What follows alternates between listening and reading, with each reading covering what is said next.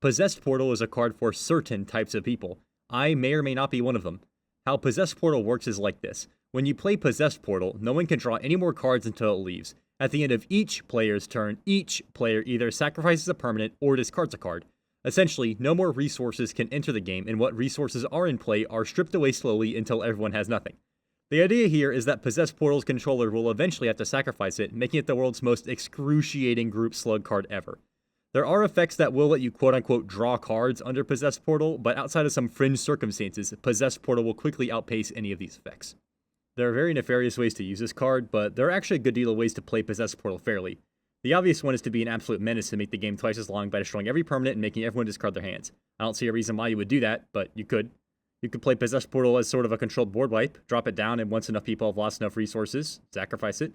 The problem lies in the fact that people choose what they sacrifice, meaning the Atarka is probably the last thing to go. The real problem with running Possessed Portal is that dropping it down turns the game into a 3v1. Most people probably have never seen this card, but when they do, they will all band together and pound you to a pulp. If you are able to survive said pulp pounding until Possessed Portal peels apart your opponent's pieces, then you probably were already winning and don't need to spend 8 mana doing all this. Oh yeah, Possessed Portal costs 8 mana. Granted, it's an artifact, so there are plenty of ways to cheat it in or discount it, but when you put all this investment into a card that will probably get everyone to kill you, it can be a bit of a hard sell.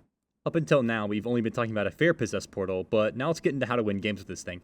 The first thing you might think of is having Possessed Portal in some sort of Pillow Fort token deck. If you have 20 spirits to sacrifice, your opponents will run out of things long before you even start dipping into your real cards. Add a couple of Windborne Muse effects and shabam, game 1. This is neat, but it's a lot more effort than just playing Moonshaker Cavalry, which just ends the game right then and there. Maybe it could be useful if everyone else is playing non-token Pillow Fort decks, since then you couldn't really attack wide anyways. The real way to abuse Possessed Portal is with a lowly uncommon, Reassembling Skeleton. There's a few more cards that can do this, but this is the most common example. Skeleboy's activated ability breaks the parity, so as long as you spend 8 mana turn cycle, which you should be able to since you just cast an 8-drop, your opponents will be crying and you will no longer be invited back to the pod. I give Possessed Portal a 5 out of 10 on my completely arbitrary scoring system. It's hard to jam it in any deck, but build around it and you'll be needed by vials for your opponent's delicious and salty tears.